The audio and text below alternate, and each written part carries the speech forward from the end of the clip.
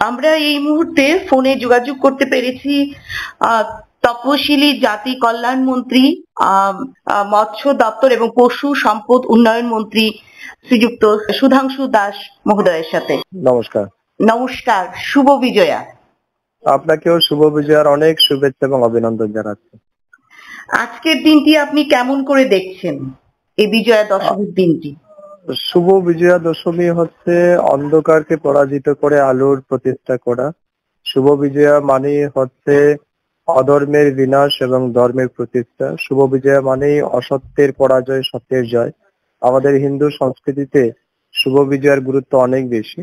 আজকের এই শুভ এবং পূর্ণ লগ্নে আমি রাজ্যবাসী সবাইকে শুভ বিজয়া দশমীর অনেক শুভেচ্ছা এবং অভিনন্দন জানাচ্ছি এবং আমার গুরুজন বড়দের প্রণাম জানাচ্ছি।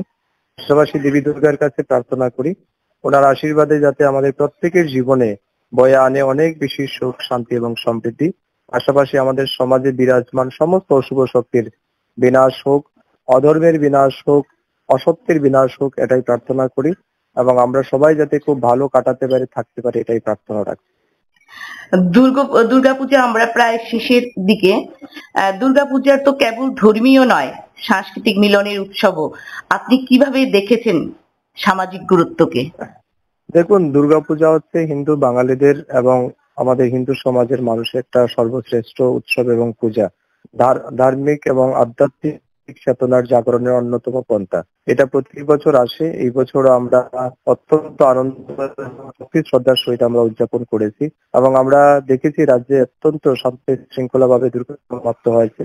আজ বিষাদের সুর ইতিমধ্যে আমাদের হৃদয়ে বাজছে। আমরা যদিও বাকি বিদায় দিতে চাইছি না, তবুও বিদায় দিতেই হবে, এটা নিয়ম।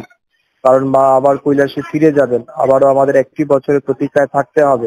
আগামী বছর নিশ্চয়ই দেবী আমাদের মধ্যে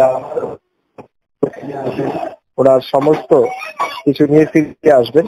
তো আমার এটাই প্রার্থনা থাকবে আমাদের সমস্ত হিন্দু সনাতন ধর্মাবলম্বী মানুষের জীবনে আধ্যাত্মিক চেতনা জাগ্রত হোক, সনাতন ধর্মের জয় হোক, অধর্মের বিনাশ হোক, এটাই আমার প্রার্থনা থাকবে। বর্তমান যুব সমাজের কাছে আমার প্রার্থনা থাকবে হিন্দু ধর্মের যে মহত্ব গুরুত্ব রয়েছে এগুলিকে আমাদের এগিয়ে নিয়ে যেতে হবে। আমাদের আমাদের ঐতিহ্য, আমাদের মানুষের সামনে তুলে ধরতে হবে এবং এগুলিকে প্রতিষ্ঠিত করতে হবে। আপনার এরিয়া তো ফটিকছড়াতে ছিলেন আপনি, আমি ভুল বলিনি? ফটিকরায়ে ছিলেন এবং ফটিকরায়ের যে ক্ষুদ্র ব্যবসায়ীরা বা মেলা খাবার দোকান, তাদের জন্য সরকারি প্রশাসনের পক্ষ থেকে কোনো ধরনের সহযোগিতা কি ছিল না? মানে কিভাবে চলছিল এই পুজো? দেখুন, আমাদের ফটিকরা হচ্ছে গ্রামীণ এলাকা। এখানে প্রত্যেক গ্রামে 5টা 7টা করে ছোট ছোট দুর্গাপূজা হয়েছে। আমরা দেখেছি 18 সালের আগে আমাদের বিধানসভায় একদম হাতে গোনা কয়েকটা দুর্গাপূজা হতো। এখন প্রতিটা গ্রামে প্রায় 7 থেকে 10টা করে দুর্গাপূজা হচ্ছে এবং এই প্রথমবার ফটিকরায় দ্বাদশ শ্রেণী বিদ্যালয়ের মাঠেও আমি হিন্দু দুর্গাপূজা কমিটি নামে একটা বড় আকারে দুর্গাপূজার আয়োজন করা হয়েছে, যেখানে হাজারো দর্শনার্থীর ভিড় আমরা লক্ষ্য করেছি এবং অত্যন্ত উৎসাহ এবং উদ্দীপনার সহিত আমার বিধানসভা কেন্দ্রের প্রত্যেকটা নাগরিক এই পূজার আনন্দ উপভোগ করেছে। প্রশাসনও যথেষ্ট সহযোগিতা করেছে এবং সরকারের পক্ষ থেকে যে রকমের সহযোগিতা প্রয়োজন সব রকমের সহযোগিতা আমরা চেষ্টা করেছি মানুষের কাছে পৌঁছে দেওয়ার এবং এখন পর্যন্ত আমাদের বিধানসভা তথা রাজ্যের মানুষ কিন্তু শান্তি সম্প্রীতির মধ্যে দিয়ে অনুষ্ঠানটা সম্পন্ন করতে পেরেছে। তার জন্য আমি নিঃসন্দেহে রাজ্যের মাননীয় মুখ্যমন্ত্রী এবং রাজ্য প্রশাসনকে অনেক ধন্যবাদ জানাচ্ছি। ফটিকরায়ের পূজা বা বিজয়া দশমীর মধ্যে আপনার কাছে সবচেয়ে আকর্ষণীয় দিক কোনটা? দেখুন, বিজয়া নিঃসন্দেহে আমাদের কাছে একটা আলাদা অনুষ্ঠান, কিন্তু দুর্গাপূজার বাকি 3-4টি দিন, বিশেষ করে এখন তো আমরা পঞ্চমী দিন থেকেই শুরু হয়ে যায়। ইভেন আমরা আগে দেখতাম শহর অঞ্চলে পঞ্চমী থেকে পূজা শুরু হতো, কিন্তু এখন গ্রামীণ এলাকাতেও আমরা লক্ষ্য করছি শহরের সাথে প্রতিযোগিতামূলক জায়গায় গিয়ে গ্রামের এলাকাতেও পঞ্চমী দিন থেকেই শুরু হয়ে যাচ্ছে দুর্গা পূজার সূচনা বা মণ্ডপ পরিদর্শন করা, মণ্ডপের উদ্বোধন করা। তো আমরা প্রায় পঞ্চমী থেকে নবমী পর্যন্ত অত্যন্ত আনন্দ করেছি এবং নিঃসন্দেহে এটা আমাদের একটা প্রাণের উৎসব, মনের উৎসব এবং আমরা বেশি আনন্দ করেছি।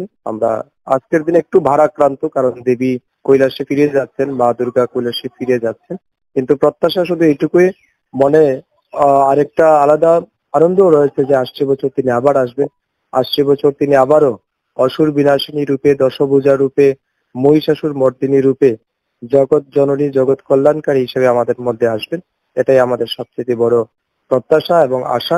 সেই আশা জাগ্রত থাকুক। আবারও 1 বছরের প্রতীক্ষায় আমরা দিন গুনবো, আসছে বছর আবার হবে।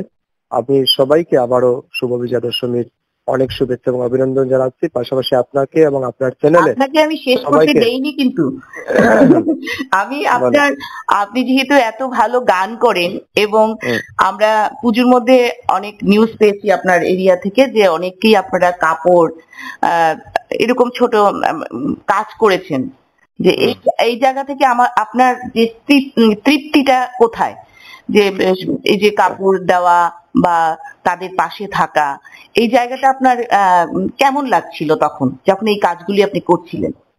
দেখুন, এটা আমি যখন থেকে বিধায়ক হয়েছে আমি মনে করি জনগণ আমাকে আশীর্বাদ করে সেই জায়গাতে পৌঁছে দিয়েছে। অতএব সব জায়গাতেই আমার দায়িত্ব থাকে এবং এটা আমার কর্তব্যের মধ্যে পড়ে বলে আমি মনে করি। তাই সব মানুষকে তো দেওয়া সম্ভব হয় না, তবু আমি আমার সাধ্য মতো যতটুকু পারি প্রতি বছর চেষ্টা করি। কিন্তু আমি দেখেছি 2018 সাল থেকে আমি শুরু করেছি, এটা প্রতি বছরই সংখ্যাটা বাড়ছে এবং বিশেষ করে আমার বিধানসভা কেন্দ্রের কিছুটা আর্থিকভাবে দুর্বল মানুষ যারা আছেন তাদের একটা প্রত্যাশাও থাকে আমার প্রতি। 1 মাস আগে থেকে অনেক গ্রামের লোক বলা শুরু করে দেয়, মন্ত্রী মহোদয় বা বিধায়ক মহোদয় কবে কাপড় বিলি করবেন, কবে শুরু হবে, কারণ এটা একটা কনভেনশন হয়ে গেছে আমার বিধানসভাতে। তো আমি মনে করি যে এটা আমার দায়িত্ব এবং আমি আমার সাধ্যমতো করে অত্যন্ত আনন্দ লাভ করি, তৃপ্তি পাই এবং আমি চেষ্টা করি যাতে শুধুমাত্র দুর্গাপূজার সময় প্রতি বছরই বিভিন্ন সামাজিক কর্মকাণ্ডের সাথে যুক্ত থাকি। চিকিৎসা সাহায্য করা, মানুষ কারোর মেয়ে বিয়েতে সাহায্য করা, কারোর ছেলে মেয়ের পড়াশোনাতে সাহায্য করা, এরকম যতটুকু যে যেরকম সমস্যা নিয়ে আমার কাছে আসছে আমি আমার সাধ্যমতো সারা বছর চেষ্টা করি। তবে দুর্গাপূজার সময় একটু বাল্ক পরিমাণে বা বিশেষ করে সমস্ত গ্রাম পঞ্চায়েতের লোককে দেওয়ার চেষ্টা করি। এই বছরও প্রায় প্রতিটা গ্রামেরই 150, 200, 300 করে এক একটা বুথ এলাকায়, পাড়া এলাকায় আমরা দিয়েছি। তো চেষ্টা চলছে, নিশ্চয়ই সেই জনকল্যাণমূলক কর্মকাণ্ড আগামী দিনেও জারি থাকবে। আপনাকে অসংখ্য ধন্যবাদ এবং বিটিভি ত্রিপুরার পরিবারের পক্ষ থেকে আপনাকে শুভ বিজয়ের অনেক শুভেচ্ছা। কিন্তু শেষ করার আগে দুটো লাইন আপনার শুনতে চাইবো, আপনি এত ভালো গান করেন, আপনার গানে শেষ করবো আজকে। নিশ্চয়ই আমরা ফোন ইন লাইনে গান করব না, কারণ গান করার জন্য আপনাকে আলাদা অনুষ্ঠান করতে হবে। একটি লাইন আলাদা অনুষ্ঠান করবেন বলুন, আপনার কাছে যেই লাইন মানে গানের ভান্ডার রয়েছে আজকের এই দশমীর দিনেও তো আমরা শুনতে চাই, যে মায়ের বিদায় তো নয়, আমরা বলি যে মা বিদায় তো হয় না মায়ের, মা আমাদের সঙ্গেই থাকেন।